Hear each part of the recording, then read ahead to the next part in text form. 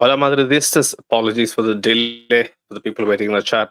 Had to, do a few errands, but yeah, man, couldn't be happier. Saturday early kickoff. Usually it's a pain. A couple of days we get to really sleep in over here in the EST. You regret watching some of the games in the morning, but today's game wasn't that bad, to be honest. A comprehensive performance, I guess. From all the departments apart from the obvious. What you usually get from Madrid. Defensively, it was more of the same. Has been the story the whole season, apart from maybe a couple of games here and there. Usually defensively, we lack composure in key moments, and that was on display again. But apart from that, so many very good performances. Solid sevens, eights across the board. Um, we'll delve into it.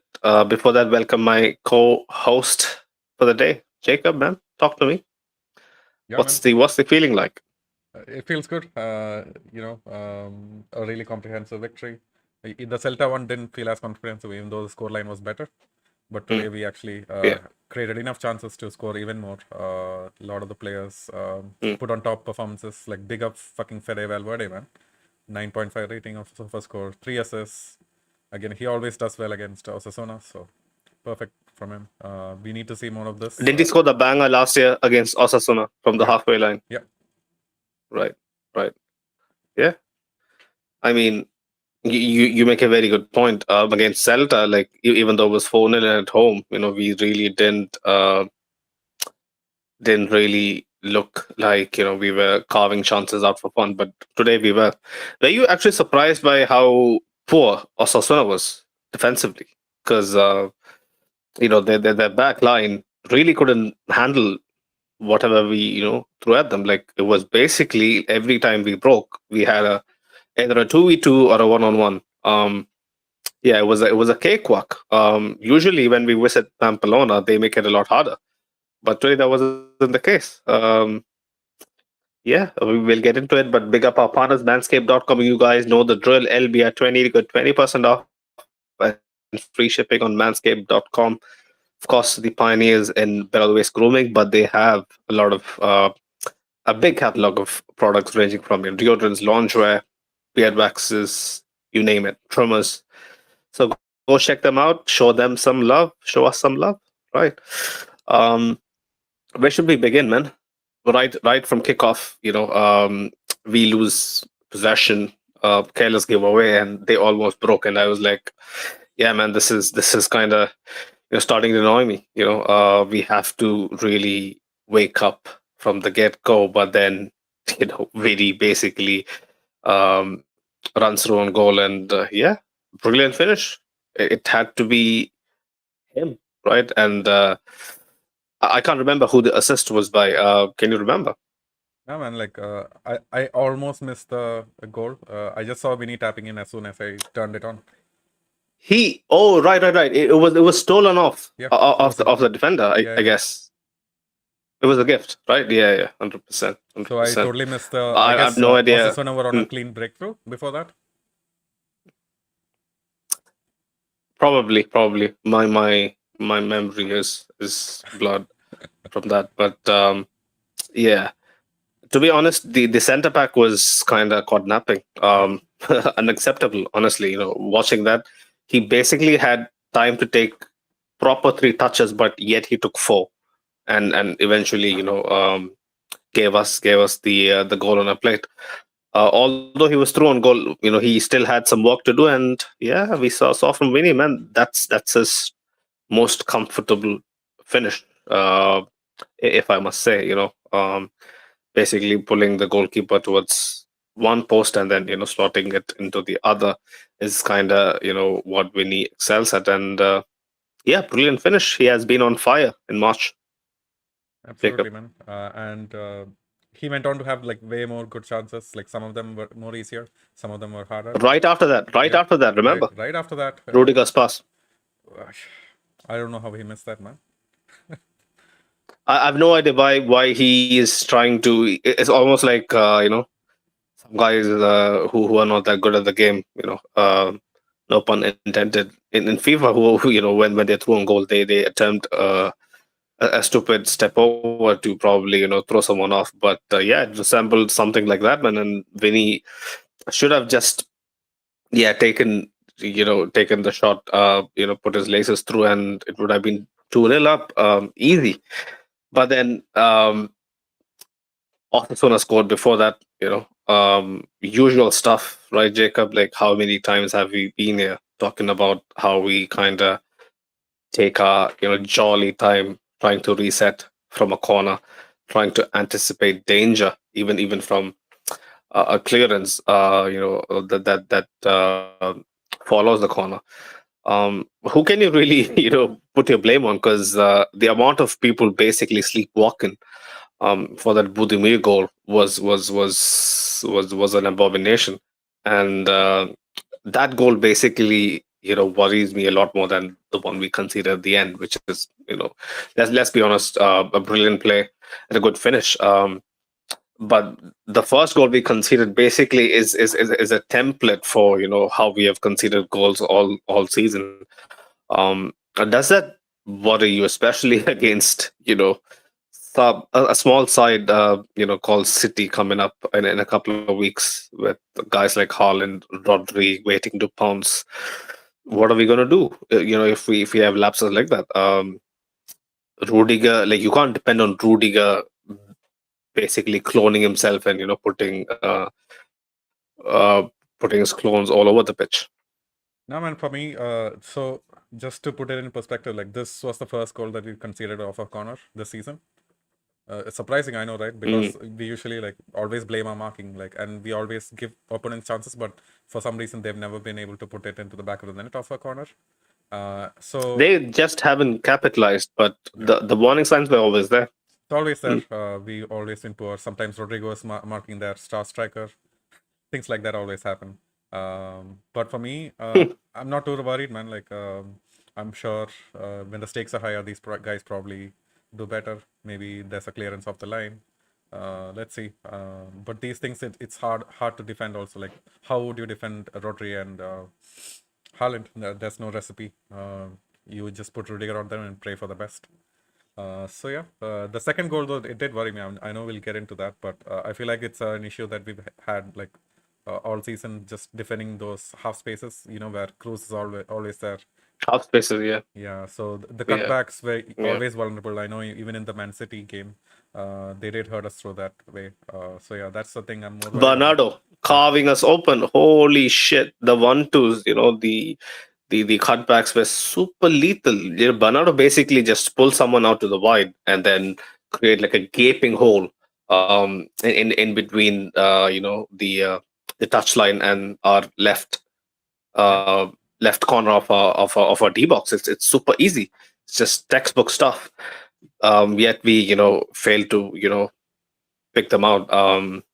Yeah, like I'm telling you, like I've got to see City. I've got to see how City does against was it Newcastle? I think Yep. that they're playing right now. But yeah, like all them boys who we're claiming that they look not that good this season is going to be in for a rude awakening, especially if we give them chances like that. But yeah, they score. Budimir has been having a brilliant season, kind of been under the radar. Uh, Probably his breakout season, when he is 34 or 35. How old is he? 33? I'm not sure. But he's a specimen, isn't he? Like 6'4", uh, can finish with both feet. Is brilliant brilliant with his headers in the air as well.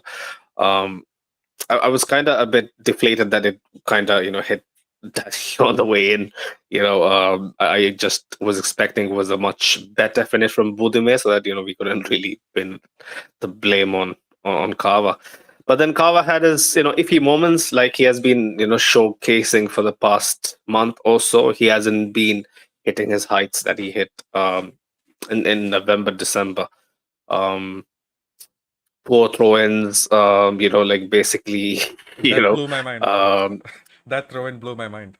yeah, And I just don't yeah, understand the current formation, like why we're not utilizing Carvajal like earlier on in the season. Like he was pushed so far high up, and Fede was always there to cover. But nowadays it yeah. seems like we're just pushing Fede more over to the right, and Carvajal just sits back.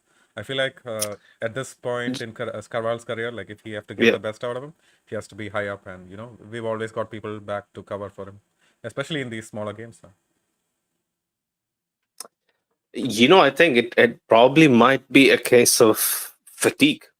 Could be Fede, yeah. I'm not so sure because um, yeah, probably with either Fede or maybe even Danny, because let's be honest, Danny has excelled basically staying up when he looks super, super, how do you put it, Energetic, super. physically, yeah. So yeah, super vigorous. Basically, having that extra spring in his step. Trying to beat a man. He can't beat men for pace, but just his tight, intricate passing. Quick little maneuvers. To find it. Extra yard of uh space to basically like throw in a cross or something. But I guess it could be either Fede or Danny basically having a bit of a fatigue issue. um but against guys like City, I think we'll be back to basics. Danny basically trying to pin back who is it, Ake playing down the left usually this season. But yeah, Carvajal, but then, you know, Gazan basically, answered his critics. What a finish. Not gonna lie. Brahim to Fede. Fede on the swivel. Um, you could just, basically reconstruct that play uh 10,000 times, but I'll guarantee you that it comes out that way just once, because everything about it was perfect. Ferre's weight on the pass, his anticipation to basically, his spatial awareness, basically, to turn the man and find a runner.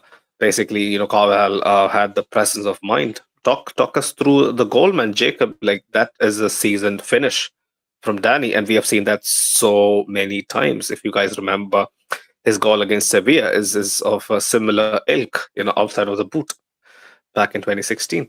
Absolutely, man. Winner in the Super Cup. Yeah, this guy has a finish on him. We've known that, but it just and recent like it just matters when we if we can find him when he makes those late runs. And Fede just put it in the right area. I'm not sure Mm. if he knew Cabajal was running in, but he just put it in the right. The goalkeeper had no chance. It was like right through the left hand side of the post.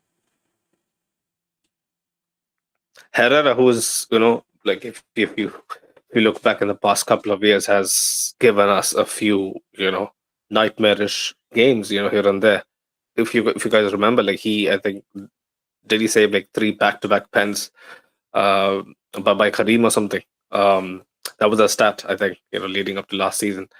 But yeah, man, Danny, bought the goods to the party, and yeah, I wasn't expecting that to go in. I was thinking that would be like a scuffed shot, probably, going out for a goal kick. But yeah, big up Danny, man.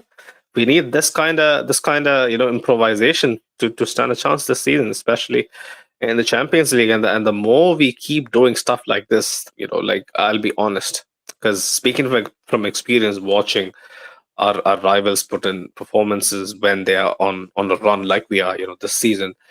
If Barcelona fans, especially, let's focus on Barcelona fans, right? Like, if the Quills are actually watching this game and then they see a finish like that, they'll basically tell themselves or tell their mates that this is over. Like, how can we combat that, right? Like, when Madrid is on a romp like that, it really is uplifting. And yeah, that would do the world of confidence for Danny, man. Like, we need him in his prime, basically, to stand a chance, especially if it's gonna be at the Etihad. Like, Jacob, like, we did hear about there might be a slight chance that it might be moved Is there any likelihood that we could get away with having the Bernabeu for the second leg? Did you hear anything after that? Because I didn't hear anything.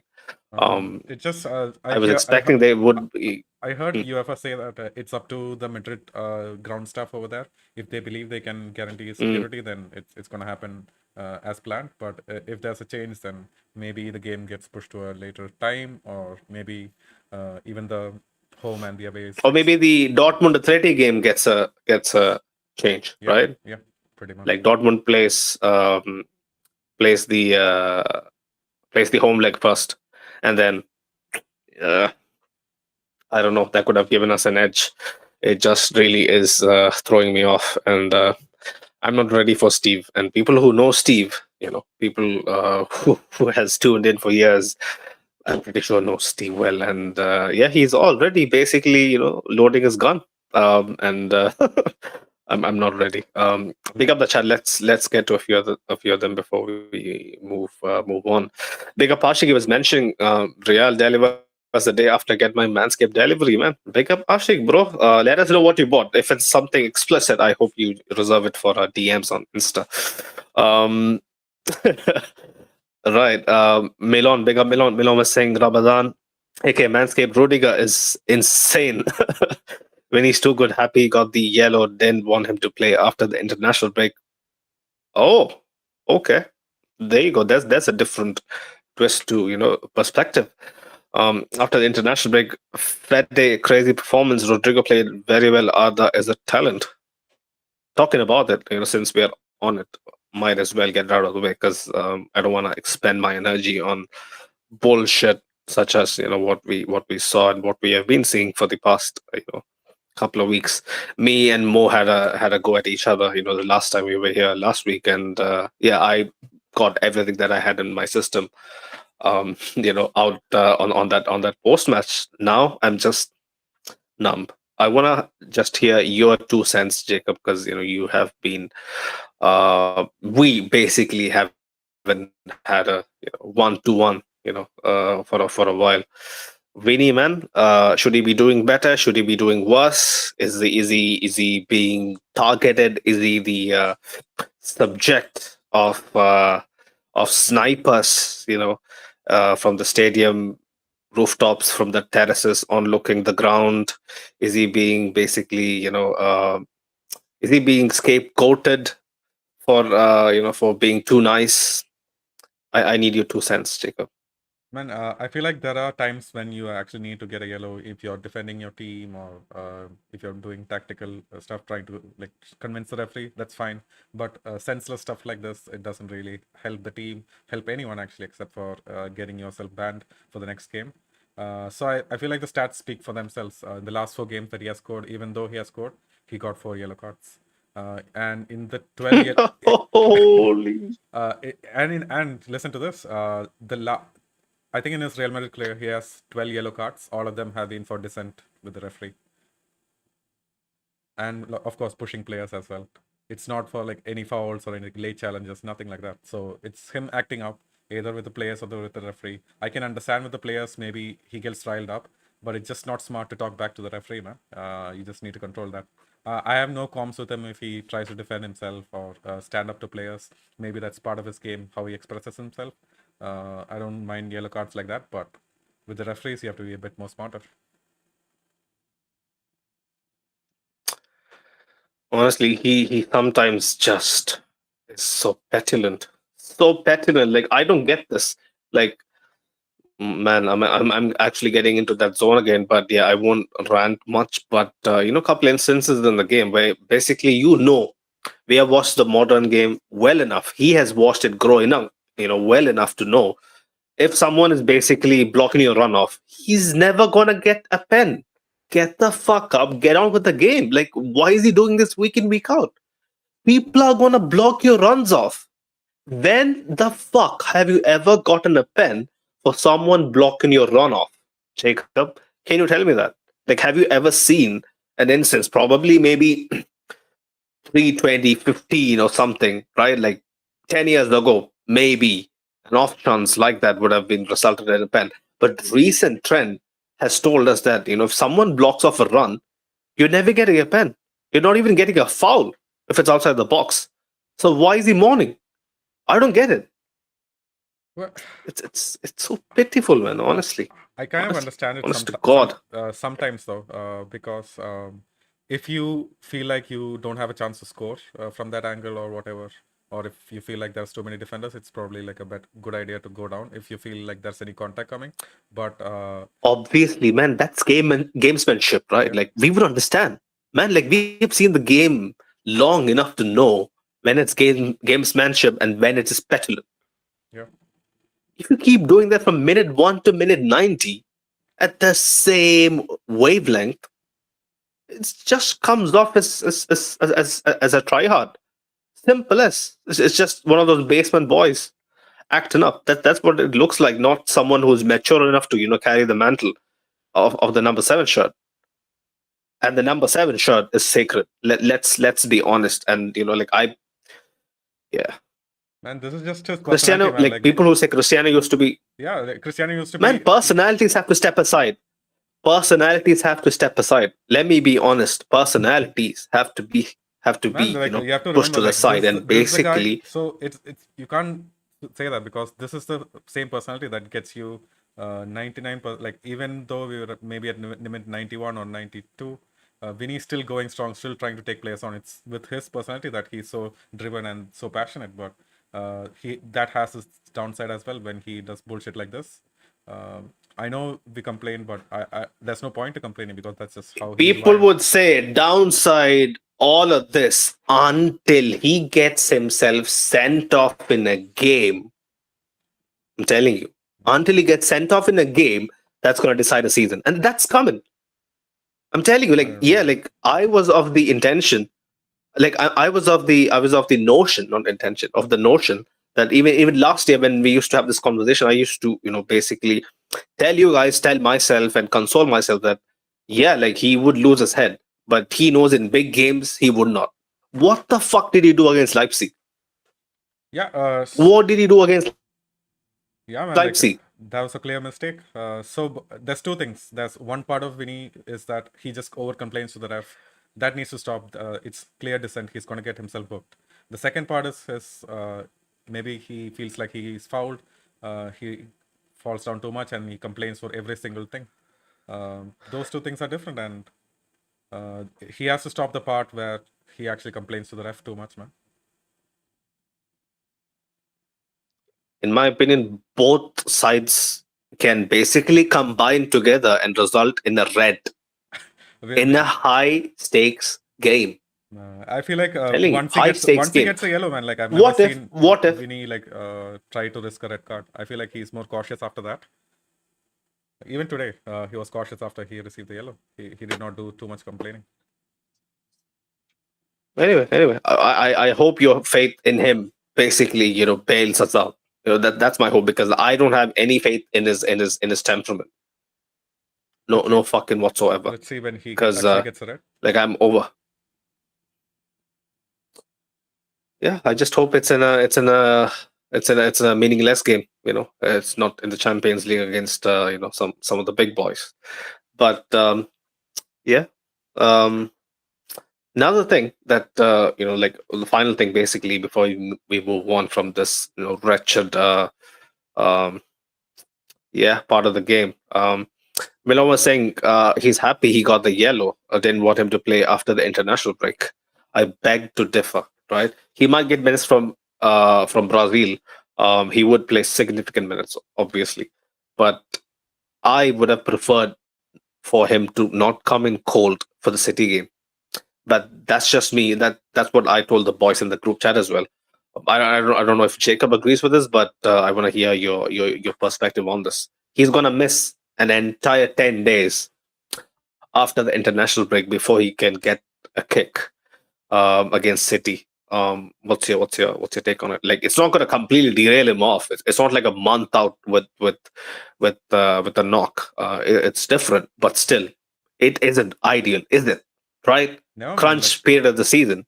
if look, if players want to get a rest, the control should be with us, with the coaching staff. Say, hey, maybe he's played too much in the international break. We need to give him a rest after minute 60. Let's bring him off. Like, it should always be our choice. Like, this is forcing our hand, and this is not ideal at all. Like, I totally get your point. I don't know if he'll be totally like cold or whatever, since he's anyways playing on the international break.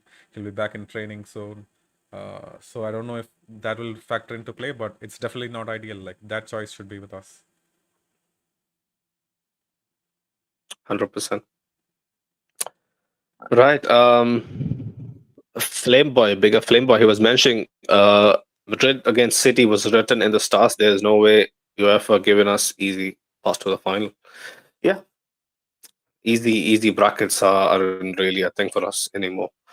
Um, Ashik was saying, "What is the Man City?" Big Ashik, man. Ricardo, he was saying, "I feel so sorry for Rodrigo. At times, it's like it's become almost impossible for him to score a single goal, even against inferior opposition. We have done this topic to death, but again, Jacob, he tried. I can't fault his effort. That chance basically when Vinny slipped him through his neat, quick shuffle to the side. He should finish that against Herrera. I know Herrera basically made himself big, closed the ankle in a second, but last year's Rodrigo puts it away. The year to the last, year prior to the last, even the 21-22 Rodrigo finishes it with aplomb. What is really getting to him, Jacob? Is it the mental stuff? Because that's basically what we all feel, right? It's a psychological side of the game that is basically pegging him back. Yeah, man, I feel the same way. Definitely the last years or the year before, like we used to say, like Rodrigo is so clinical, he just needs a half chance to score. That's just not true anymore. So yeah, I can't believe it, man. I can't believe it. It's so heartbreaking to even contemplate the deep. Like we used to sit here and say Rodrigo is the most clinical finisher in the team. We used to heap praises like fucking every post match, yeah. right? Like I don't get it. I don't get it. I don't get how to process it. Watching it, play out. It's so unlike him. So unlike Rodrigo. Well, I don't know if it's either like his technical ability faulting. Like even in the training videos, I just don't see him score anymore. It's always like closer to the goalkeeper. So I don't know if it's just mental in the game. Not sure, but I'm gonna take the positives from this game and from Rodrigo. He did some things that's only possible by players of his ability. When once Vinny left the pitch and he started playing on the left, like he was back in his groove.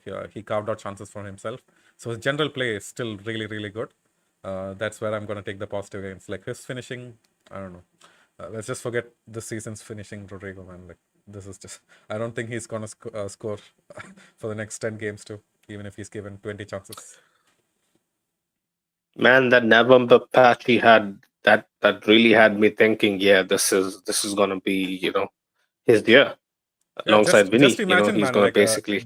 if Rodrigo was like Mm. freely scoring like Vinny or like Bellingham, we would have like so much confidence to face off against Man City, anyone in the world.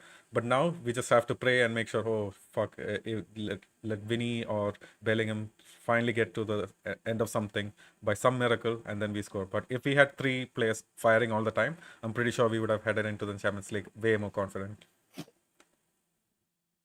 But even defensively, right? Imagine they were all firing. We go 2-0 up. Do you think we can keep the keep the scoreline to 2-0 at home against City and No, take man, a like 2-0 that's win that's never back to gonna the be the Etihad? case. You can't. We're always gonna be 2-0 behind. It's up to us to make the comeback. I, So I'm telling you. If we don't take a lead, and I'm telling you, at least a minimum 2-0, and even 2-0 is of less of a significance. Like we saw last year, like 2-0, 3-0. I don't think it really matters, when we are playing City away. But without a 2-0 lead or a two-goal lead, I don't think we should even go to the city of Manchester. It's just pointless. People can call me pessimistic and whatever. I'm just being realistic. Like, yeah, what is the realistically point, that's the right? case. But then we have to hope, man. We have to hope Carlo has learned something from that match and I tries to have put hope. something. Yeah. I have hope. But yeah, I just hope he doesn't play, stuff like Cruz as the No, as no, the no, no, no. deepest deepest midfielder and stuff like that.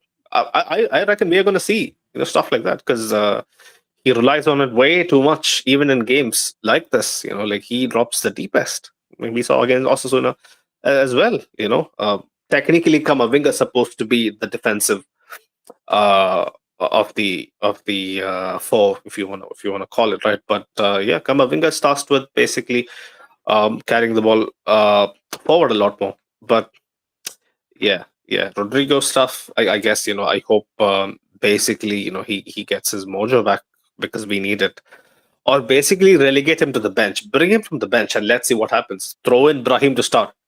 Give Brahim the start. Like give Rodrigo that extra edge that he would get with fresher legs over tired legs to basically carve out a chance instead of him basically running himself to the ground from the get go. Like Jacob, like isn't that a good plan? Like is there something to lose? I don't think so. You know, Brahim, Jude, and Vinny can be a very good starting trio.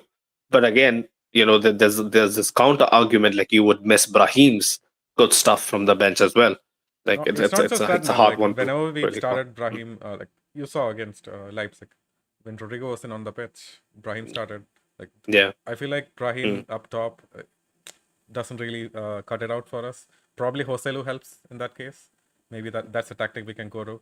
But I wouldn't replace Brahim with Joselu won't Rodrigo, man. start. Yeah, definitely no. So there you go. There's no other way. Start Mm. Rodrigo. Hope he connects the dots. Forget about him scoring. That's just it. Yeah. Like me and Mo were having this conversation that Brahim really plays well with Jude and Vinny. Um, I'm not so sure we have much of an evidence, but I guess we should talk about Brahim as well. The third goal, was it the third goal Yep. that Brahim scored? Yep. Right. Um, brilliant finish. The pace that he had, basically Lunan with a good clearance to Fede. Basically, nicking it off of the defender. Not necking it off, basically winning the header. Um, and Rodrigo takes a tumble. Like I've no idea like why he basically does he lose his feet or something. But yeah, man, Brahim easy convicted. Finished. Didn't really have to think too much about choosing between placement and power. He just is a supremely fine talent, man. Like people underrate him way too much. Yeah, really good goal from like I was surprised by the lack of defending from Osasuna. Like the defender was getting occupied by both That Vinny has and been the whole Rodrigo. Yeah. right, But yeah, right. really well taken goal, man. Really proud of Brian's finish as well. He didn't try to overcomplicate it. He was composed. Really good stuff. He has really taken the mantle this season. 9 goals so far this season for someone who has had like what 13, 14 starts. That's incredible stuff. Like 4 winners as well, where people really didn't even give him a prayer. Beginning of the season. He has come a long way. He's come a long way. This basically is like if we go by the reports, basically is forcing the club's hand to give him a renewal and an increased salary as well, which is very well deserved. Like I really do feel like he's going to have a huge say, like where our Champions League hopes lie as well. We got a glimpse against Leipzig, against City. He can do one against his former club.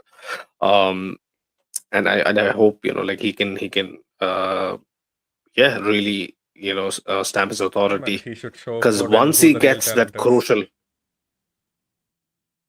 that's a far-fetched shout, but good lord, right? Like Forden, I completely discarded Forden from my memory because of how good he has been this season. But yeah, add him to the mix, man. City is fucking unstoppable across the park. What are we gonna do? But yeah, people who have confidence, call me up, man. Give me some. Yeah, give me. It's standing out. He should be the unsung hero of the season. I feel like really does. whenever we needed, players basically, playing up top or on the hole out wide, Brahim has stepped in from the bench while starting and really, really, delivered. Um, but yeah, um, third goal, Brahim. Fourth goal, Vinny again. Yep. Fede, Yep.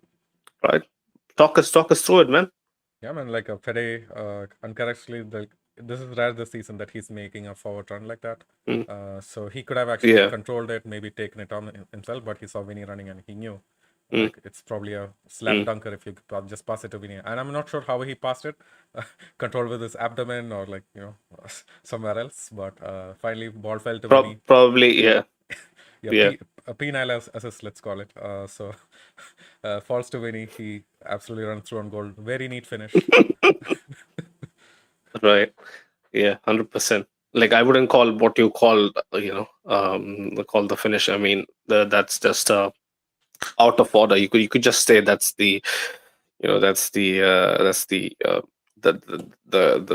his thighs, or basically, his pelvis coming into play. But yeah, man, we have probably, kids tuning in later on Spotify. You should keep it yeah, a bit more, PG friendly, man. But yeah, very good finish from Vinicius.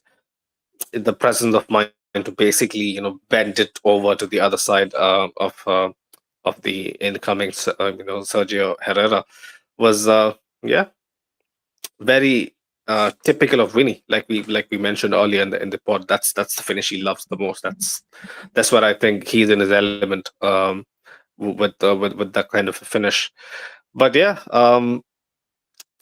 Vinicius is really stepping up. Like if you take off, his antiques, he is just on fire this season. I'm not sure about the stats, but how many goals does he have? Like, do you have any idea, Jacob, for the Uh, season? I can look it up later. Probably around the 15 mark, right? 15 or 16 mark so far, all All comps. comps, yeah.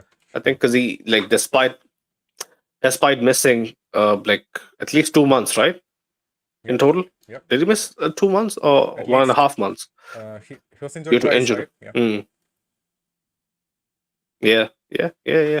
So decent numbers for someone who's who's a winger and basically, It's 12 goals being and relied 5 upon too assists, all much. comps. 12 goals, 5 assists, 17 GNA. Not bad. He's being he's being, deployed out of position. Let's give him his flowers. When it's due. He has been really carrying us, especially ever since, Rodrigo, and even Jude has been, missing, here and there with injuries, with suspensions, when he had to basically, do his job alone. Um, Talking about Fede, 3 assists or 2 assists, 3 3 or 2 assists. assists, I think. Yep. I'm not sure about 3 assists, right?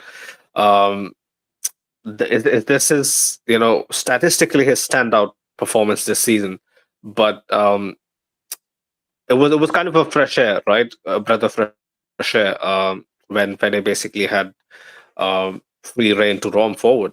He usually was very deep, throughout the season, but it just, you know reminds you how much he can do again moving forward as well. So basically, for the benefit of the team, he is being deployed with a handbrake on, right? To help how, basically we caught ourselves in defensive transition. Um, but yeah, man, Fede for the season has been again one of the unsung heroes. Like without him, like where would our season, be? What would our season look like in March? Absolutely, man. This was one of the standout games. We've been asking for this, begging him for him to make runs, try to get some shots in. He did all of that. It wasn't just the Yeah. assists. He had an overall good game. He almost knocked it into the back of the net as well with a cross. If you remember in the first half, the keeper had to parry it away. It was a deflection off of Mojica. Oh yeah. Holy shit! Like he basically, had to, stretch out for it. His fingertips, saved from going in. But yeah, but I still still want his long range prowess to be a lot better, because like I did mention, like you weren't here in the last post match, people are saying his long range calls is great, but I was telling him like he's not your typical long shot sniper who would bury 3 out of 10 chances. But no, like his conversion has gone down way too much. I know he's being deployed lot deeper, but yeah, like his shots leaves a lot to be desired. That's the only slight gripe I have from today's game. Did you feel the same? Like, where has his accuracy been, man? Like this season, it's been slacking. Yeah, man, like I feel like it's unrealistic to expect unless you're like a god to Mm, like try to put every single long shot on target at least. It's really hard to do, and yeah, it was a surprise last season when he was able to do it.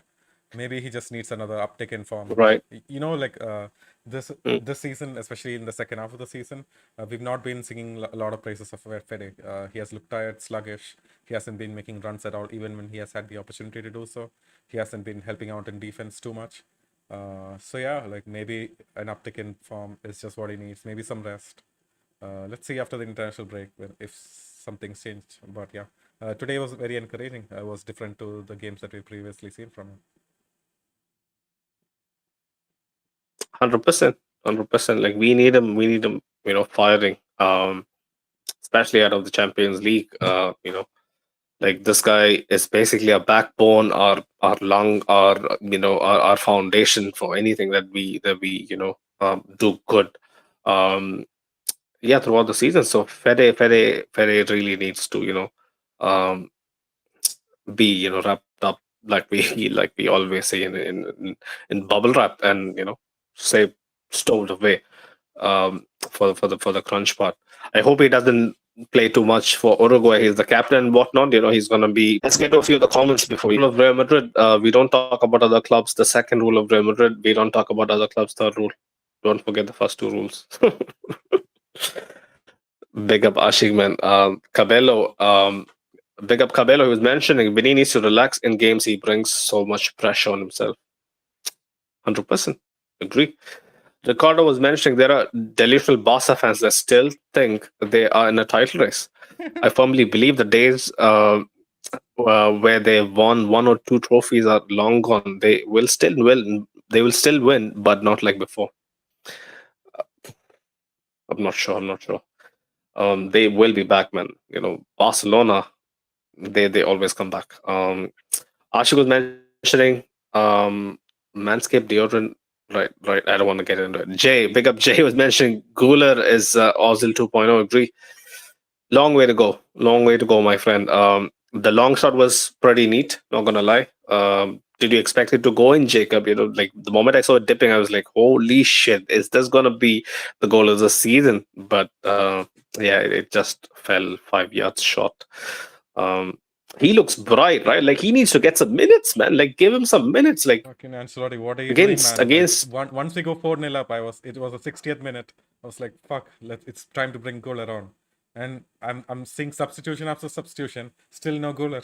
And it's at what minute 83 that he Vasquez is comes on? coming on, Yeah, right? Lucas Vasquez is coming on. Fuck's sake. Vasquez is still our G, right? Like at least He's a it G-man, wasn't but fucking Daddy it's not Ceballos, like but we need to develop him or anything. Like these minutes, it's probably to develop yeah, our fringe yeah, players. 100%. Like out of the Gula, like we might, people would say like yeah, like even someone on the fan cams, a couple of days back against Vigo was mentioning. We really shouldn't give too many minutes to youngsters. I get it. I'm all behind that sentiment. You're playing for the biggest club in the world. It's a big ask, but with City, on the around the corner, what if we need a guy like him from the bench to change the game, right? Like if he has the confidence that he can do something, he won't be that intimidated by the occasion, regardless of how well we train him. His first knockout tie against one of the biggies will be intimidating, but it's all just the prep that matters, right? Like you just see what he does when he gets 10 or 5 minutes here and there. You just build on it, give him a few more minutes. But I think he will get a lot more minutes with Vinny being out against Bilbao at home. I hope that's the case, at least from the bench. Um, Cabello was mentioning. I think I think we have a chance versus City. We always have a chance, no matter who it is against. We you can't count on Madrid, no matter what. But I'm just yeah. I'm just a pessimistic person in general, and situations like this when the odds are stacked up against us so much. I just really have to be realistic. Cabello was mentioning, would you guys start Thibaut against City? We had this conversation. He needs to play himself into match sharpness, match fitness. It really is gonna be a grueling journey for him to completely be reinstated as the numero uno. It's gonna take a bit. Since we only have one more game, that's it before City, right? Just one game. Is it realistic, Jacob? Do you reckon? I don't think it's realistic at all. Maybe the potential semi, right? Like that's a much more um, realistic return date. And so What do you reckon? any of the goals we concede, it's not because of Lunin. So just because of that fact, I would No just chance. I Yeah, just wouldn't risk it this season. Just trust Lunin. He has a good understanding with the current form of the defense without the regulars. So just keep it going, man.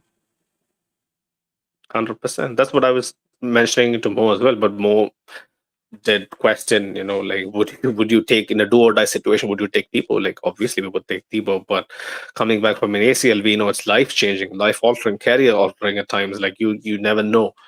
Um, like we have always discussed, like what shape someone like him would be coming back in. Right. Marcus Winningham was mentioning, because Marcus was mentioning, winning nowadays makes Madridistas frustrating. I hope the coming of Mbappe will change the attitude.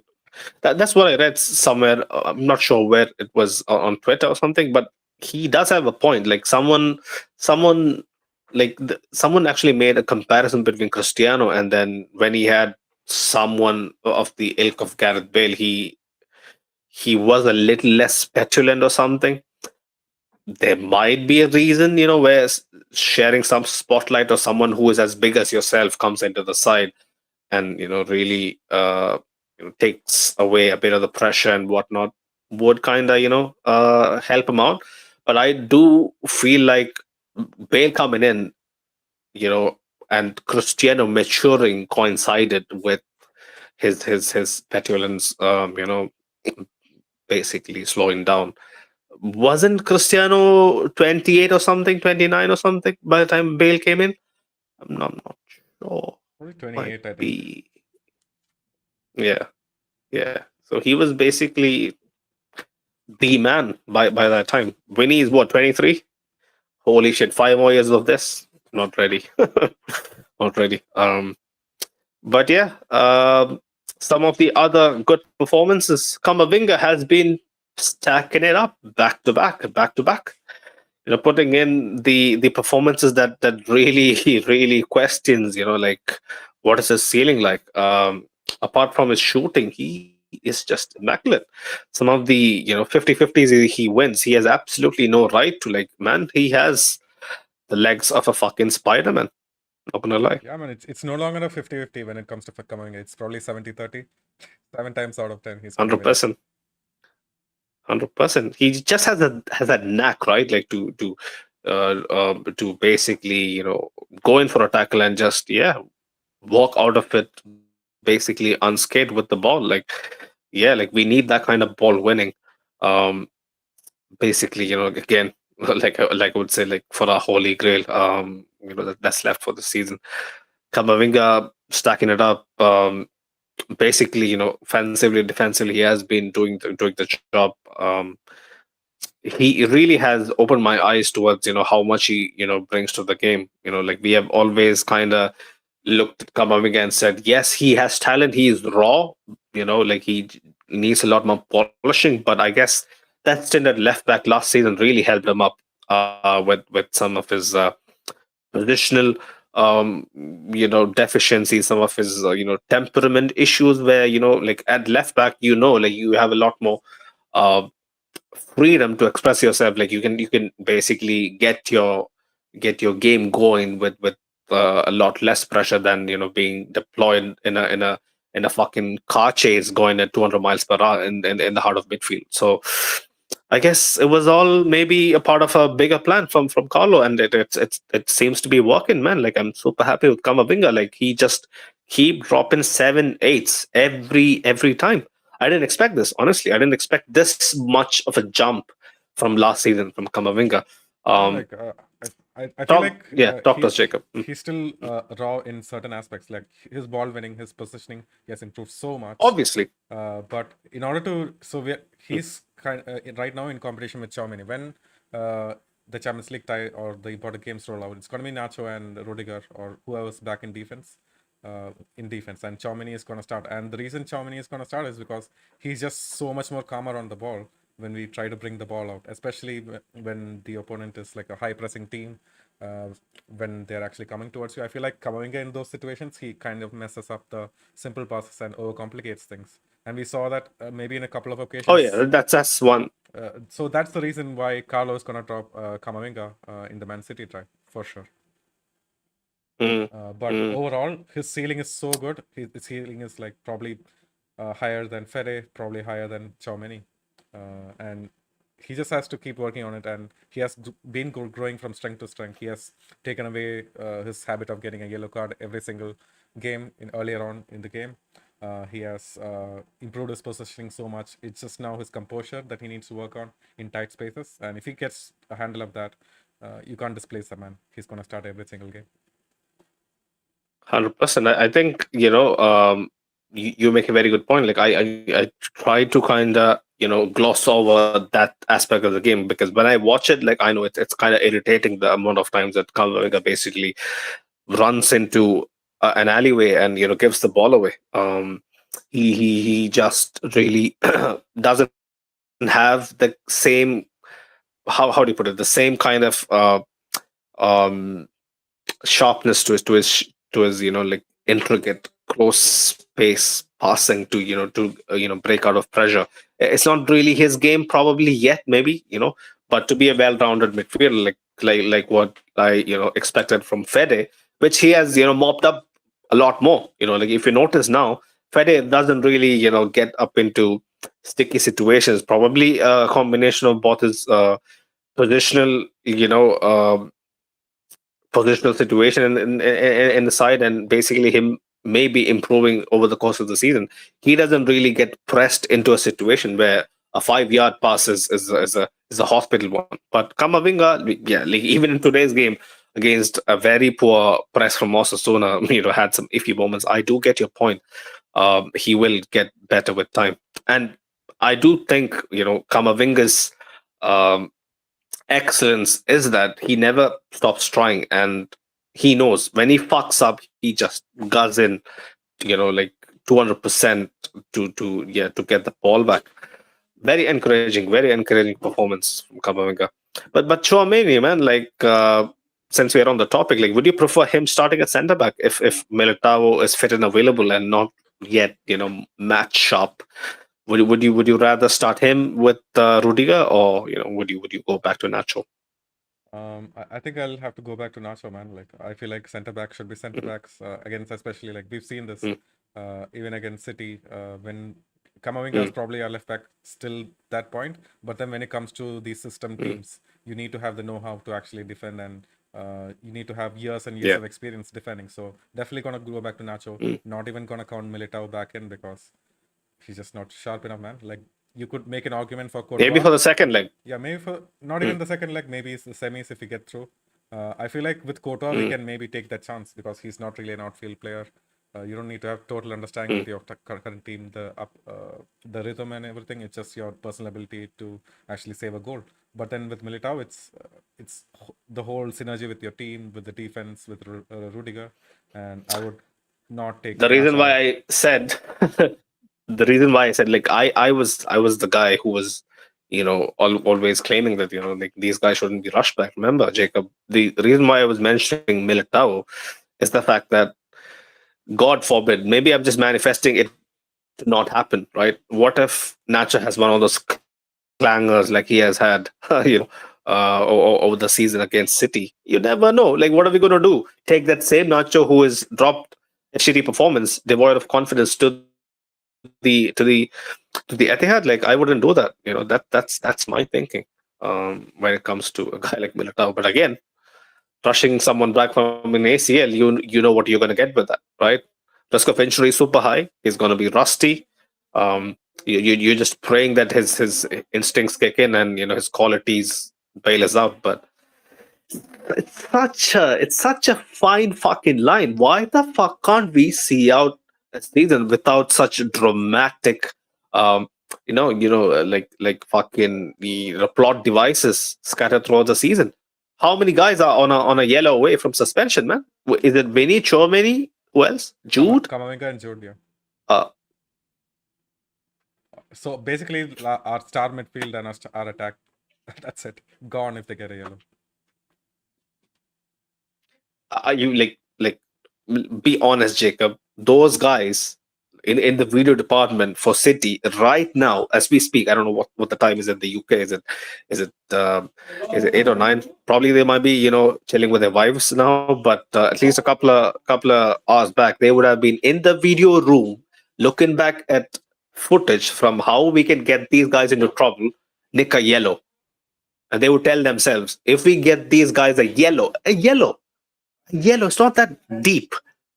Probably rile Vinicius up, get into his head. Simple. Get him a yellow, and our tie is done in the first leg. Just deep it, Jacob. How fucking nasty that situation is. How do you basically prepare for that? What the fuck am I gonna tell Steve in the preview? Like, we put ourselves in such fucking deep graves.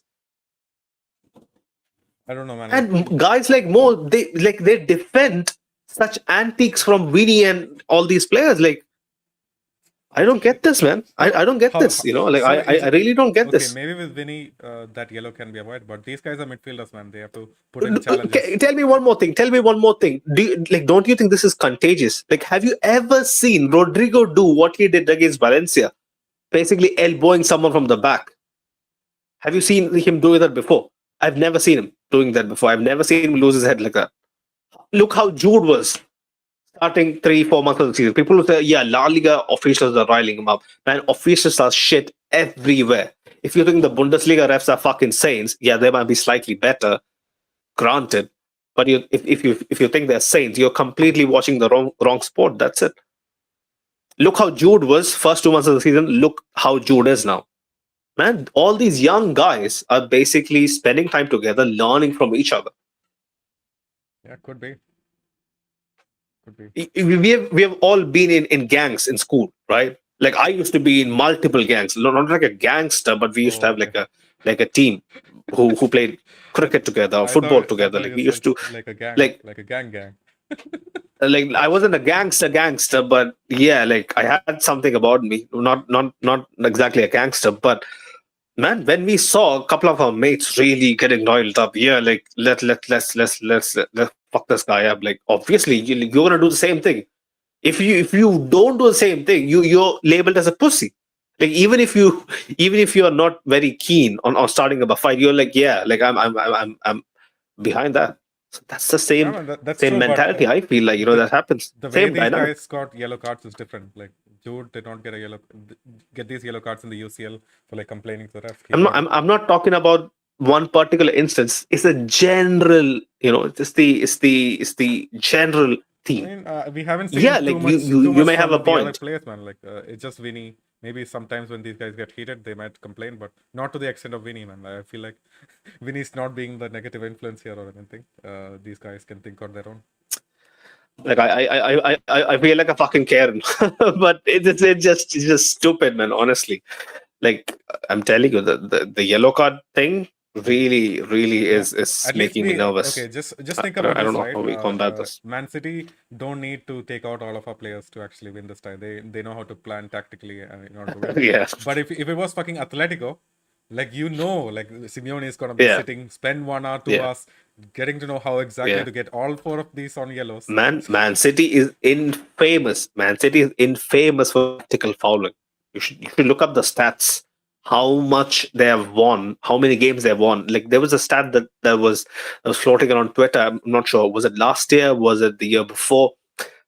There was a stat that basically said, like I don't remember the exact numbers. The stat basically said that they are the team with the most tactical fouls leading to championships or titles or some shit along those How the lines. fuck Just do you steep it. calculate that, man? They just know How what do they're you doing. equate the fouls to championships? I don't know.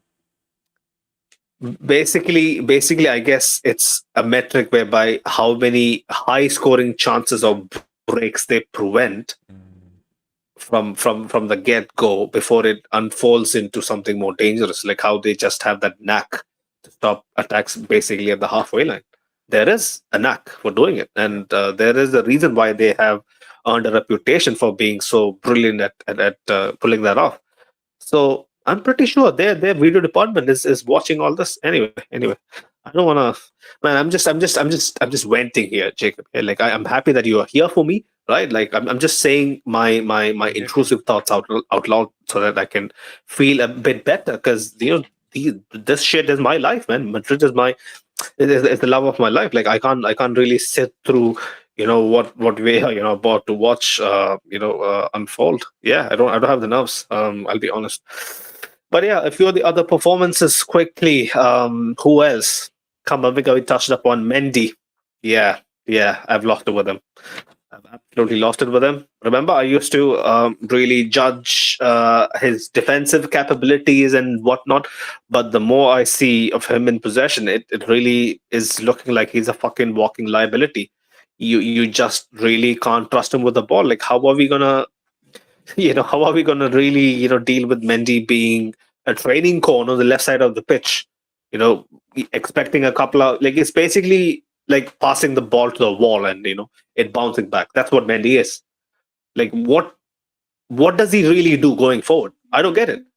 Like he was doing so much better first half of the season. I feel like he was doing way better. And Like now he's even as basically recently just as existing. the Clasico or the Atletico game, like he was going and making those infield runs and letting Vinny pass to him. He was being an actual threat. Underlapping. He used to Yeah, underlap excellently. yeah. He's not doing that anymore. Maybe it's He's just not doing. He's like basically gone, Jacob. maybe it's just instructions, man. But yeah, this game wasn't a game to highlight it. Instructions to be shit. No, I would like to defend Carlo. I'll be honest, Man, right? it's not just I shit. would like to defend Maybe Carlo. Carl like he gets special instructions in those games because you need numbers forward to actually hurt them. These guys, they even if you escape pressure, Atletico has 5 men behind the ball against a single Vini. We can't push our midfielders forward, so it's up to these guys to actually push forward. So it's a special instruction in those games for Mendy to go forward, underlap. But in these smaller games, it just Mendy's job is just sit back, keep rolling the possession. But today, like he was a bit of a liability in rolling on the possession as well. Yeah, like I just fear for guys like him under the tentacles of a tight press. Like City is gonna suffocate the fuck out of him. He needs to be ready. Sorry, like I have to talk about City too much because that's basically the final for us. That's a final. Like people will be wondering, is that the City post match or the Osasuna post game? Osasuna is the job we should be, getting it over within the first half. If I'll be honest, because as good as Osasuna is, as intimidating as El Sadar has been for us over the years, brilliant crowd, brilliant atmosphere. Like you have to really praise them. One of the best atmospheres in Spain, hands down. But yeah, man, when champions roll into town, you just take the win and run. But yeah, our focus is completely on City. Like even Bilbao, brilliant side, has been tearing it apart this season. Hopefully, will win the Copa del Rey as well. But at home, they should be swatted aside. If I couldn't find a better word, absolutely fucking swatted aside. Um, but who else, Jacob? Who else do we need to? The subs really didn't, Modric, decent. Did he really have much to do, right? Um, I would maybe let's talk about from the starters, Lunin, I guess. yeah. His distribution was Rodiger. I want to talk about Rodiger as sure. well. Let's go. Go on, Go on. Jacob. Yeah, I mean, Go on with Lunin. I think he made some spectacular saves, couple of good saves. 100%. His 100%. as usual, his distribution was pretty poor, but he didn't like make one goal almost Yeah. all by himself. Uh, Yeah. so yeah, that's what you get from Lunin, man. And the last goal that he conceded, yeah, on another day maybe he would have saved it. You could say that for the Carvajal goal as well. He was kind of caught by surprise by the velocity of the shot. Like, it was just, Yeah, it was well you hit. know, punted in. Yeah. Yeah, It went through his legs. That was a bit disappointing for me. Like, he just completely, lost track of the ball. Like, yeah, when the finish lands, I guess, goalkeepers don't really stand a chance much unless you're, one like Thibaut. yeah, man. But otherwise too, like Yeah, Lurin has all been the pretty corners, he solid. like every single Osasuna corner, he punted the ball up high or he caught the ball. So yeah, Yeah. really good commanding Mm. presence. Maybe on another day, if he could have saved the goal, maybe Carvajal could have saved the goal as well. But yeah, First goal, really, he can't do anything about it. yeah, First goal is basically a free hit for Budimin. But Rudiger, yeah, man. is it the Ramadan special? I don't think so. It's the season special. Rudiger has been ever fucking consistent. Like, apart from, like, I remember maybe a couple of games where he had an average performance or a below average.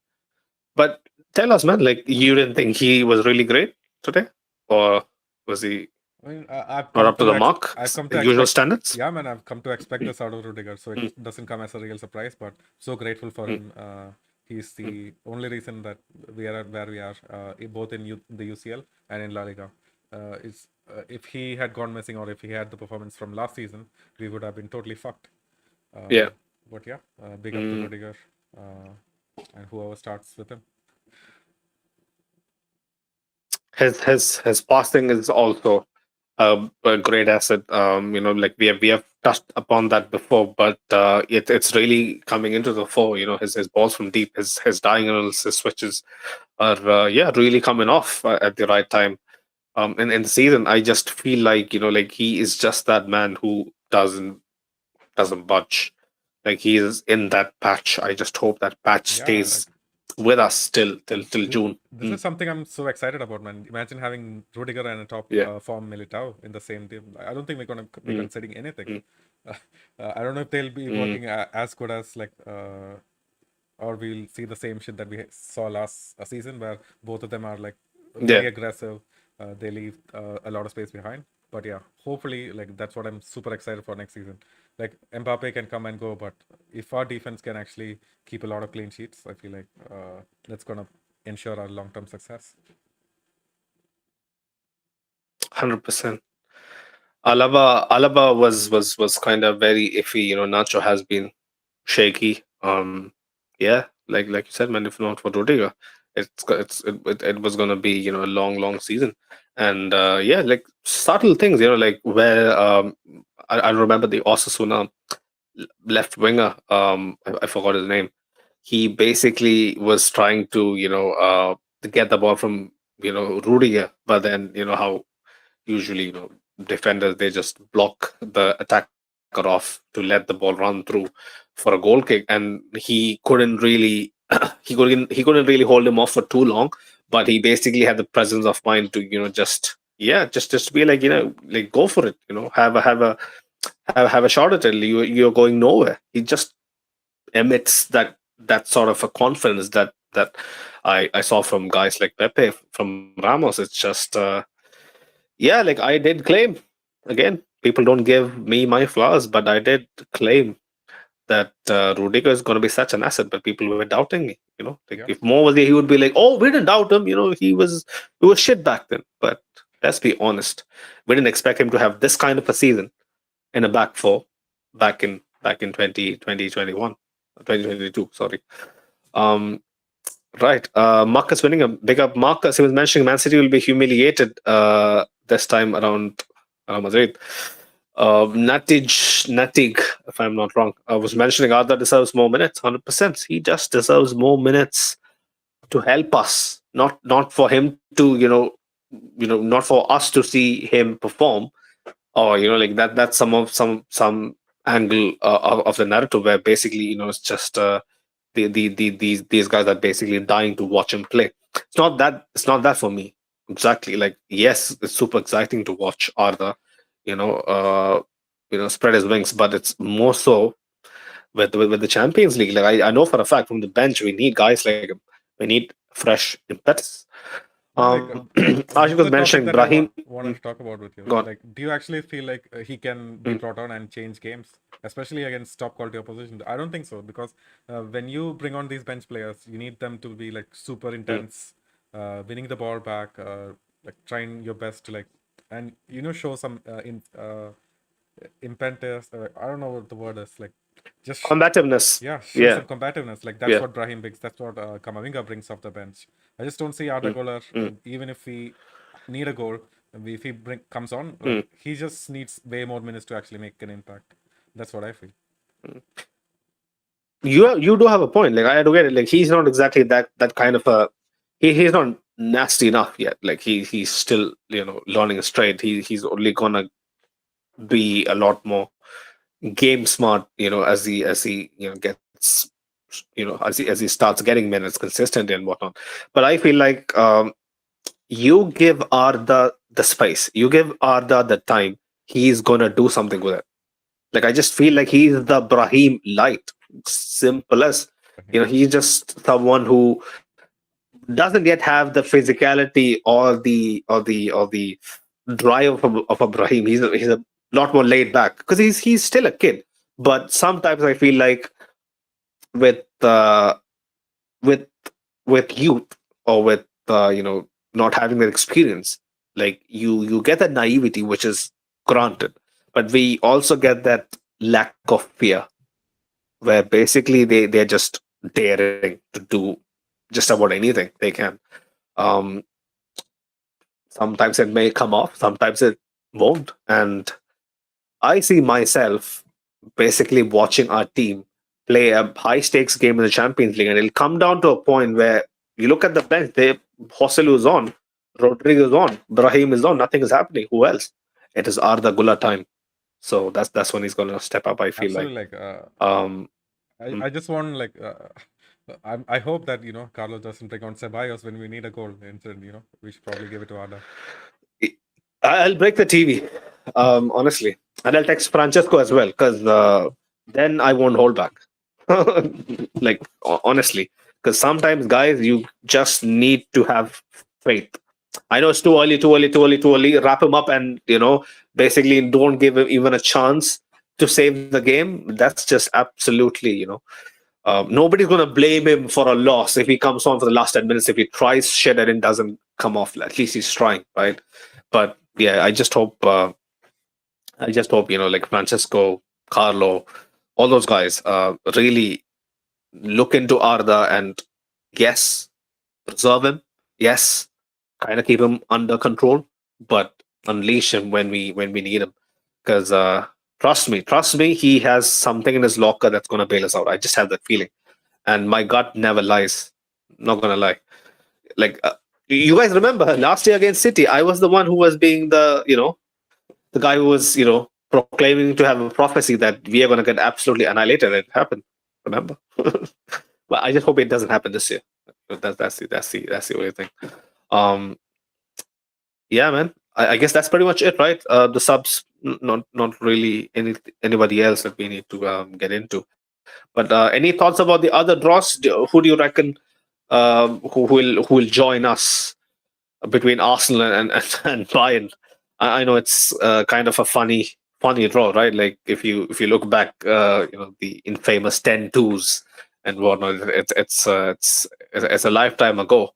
But yeah, Arteta, the Waxman, has been really pulling Arsenal to his strings. Do you see Bayern going through, or do you see Arsenal going through? Man, it's the best defense against the best attack in the UCL. I just honestly feel like Arsenal don't really stand a chance unless like Mm. Upamecano is there and Bayern fucks up. I don't see them go off. Oh my God, oh.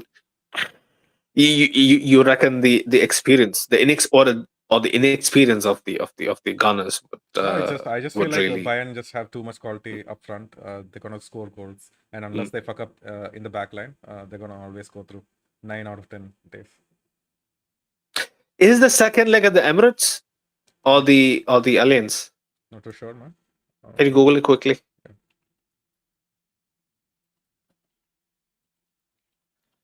If it's at The the Allianz, it's first leg is over.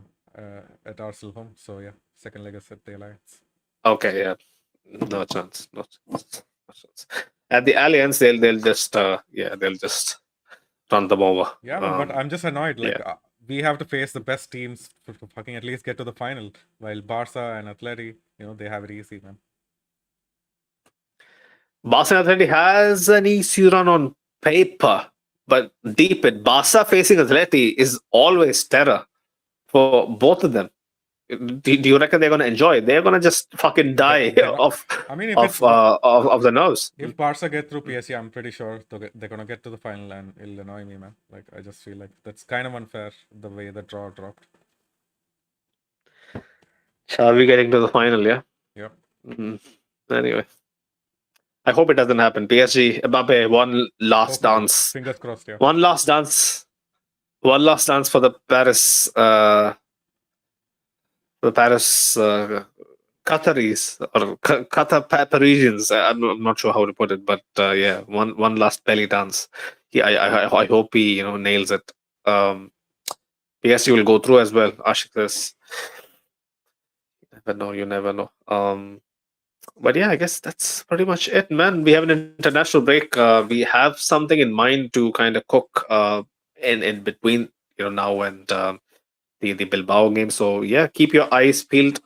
I hope you guys are liking the Big Three show. We have been, we have been kind of, keeping it running for the past couple of weeks, and I've had the pleasure of talking to a few people who thinks that it's a great effort, and we should really start by thanking the Big Six show for giving us the idea to kind of and the confidence to basically pull that off, and Turkish especially, who has even given us a word of approval for the logo, and has been super kind, super warm ever since, like we have kind of known Turkish, Big Steve, the drill, Saeed, Matisse, Gris, Huey, we really haven't had a chance to work with, but hopefully with the city tie around the corner, we should get him on in some capacity sooner rather than later.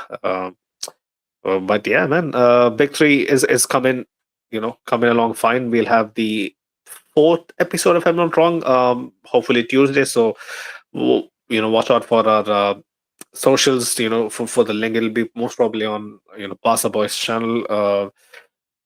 Give some leeway for halfway. He's a bit edgy. We all know that he can get in people's heads way too quickly. But like you can't expect everyone to be like everyone else, right? Like that's how halfway is. He is a brilliant host. I'm not gonna lie. I enjoy watching their back and forth. Even Sam is a huge plus. Alex, you guys already know from our derby previews. Yeah, they're cooking something special, man. I think Mo will be joining them for Tuesday. So yeah, Mo versus halfway. The title card we kind of promised is going to be truly underway Tuesday. So watch out for that. They won't hold back. I'm pretty sure halfway won't hold back. Especially with Mo. But yeah, we should thank Jacob for some of the frames over the Big Three show as well. The intro, outro, the magic behind the lens, even Geetang, our in-house editor, for the super cool intro that he cooked in less than 3-4 days. Yeah, it's a collective effort, people. The more love you can show the show, the happier all of us will be, because we have worked a lot to get to this point. Friendly reminder, check out our partners, Real Mail Committee, on Instagram. They run brilliant fans. Go check them out, give them a follow. You know the drill. Go support Manscaped LBR20 to get 20% off and free shipping on manscaped.com. Pioneers of below the waist grooming. Also, one of the best in above the waist grooming. They have a whole catalog of products trimmers, nose trimmers, waxes, um, hair gels, loungewear, you name it. Manscaped is here for you. Show them some love. Show us some love, man. Um, Big up our audio listeners as well for sending us feedback, positive and negative. It's something that I look forward to every every freaking day. Basically, it's such an asset for us to have, that we can have conversations with us, and yeah, big up people in the live chat as well. This pod and this channel is what it is because of this two-way conversation that we can have. We can really talk about the game, talk about the club we love for days, and never get really tired of it. Big up Jacob as well for sitting through my rants. My co-hosts really bring out the rationale. I'm a bit emotional at times, but it's just love, man, love for the club. Jacob, any final thoughts? Yeah, well, I'm just sad, that you don't have love for me, but I understand. In the same way, we all love Red we have all the time. We have all the time to love you, Jacob. This is the public front, right? This is the That's front that we should keep. It really sounds fucking wrong, but I didn't mean what you guys are thinking in your heads, while you guys are listening to this, back. But yeah, I mean, yeah, Ashik says go support Manscaped, not Man City. Big up, Ashik. Go on, Jacob. Yeah, man. I feel like this time we're like giving way too much respect to Man City, because, like it or not, like last year we were in a worse position. There was no way we could win, but we were still kind of confident because maybe we were a bit naive. But our team this year is much better than last year, I would say, personally, even with all the injuries and stuff. So I'm a bit more confident that the scoreline won't be as bad, but we still have it against us, especially since the second leg is against the Etihad. So yeah, let's just hope for the best. Let's hope Carlo doesn't do anything crazy, and hopefully the stars align, man. But more confident than last year. That's a massive statement, man. More confident than last year. Why can't I have the same vibes? You have to basically mix some portions and send it over, man. Let me take a sip and yeah, basically feel like you as well. Maybe like, man, closer to the tie, like when we're doing the preview, I'm not gonna basically say, oh Steve, man, like I hope you don't thrash us. That's not gonna be the conversation. Obviously, like we're gonna back our club, right? And I'm definitely gonna give our club the benefit of the doubt to pull something out of the hat. But yeah, when you deep it's not so realistic. But I disagree with your point that we are stronger on paper compared to last year. We don't have a striker. Without Benzema, how can we be stronger? That's my argument. Yes, this Benzema, formation kind of gives us solidity. The reason was like last year, Benzema wasn't like at the second half of the season, he wasn't firing, man. Like he was out of form, and that was one of the major reasons why we did not win any titles last season.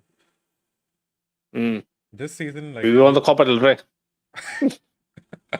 All right. It's not really a title, but this season, I get what you mean. We have two players in top form. If we can get somehow Rodrigo in form, somehow scoring out of the blue, I feel like we can actually nick it. You heard the man. I just hope I get a lot more confidence as we the Bilbao game is.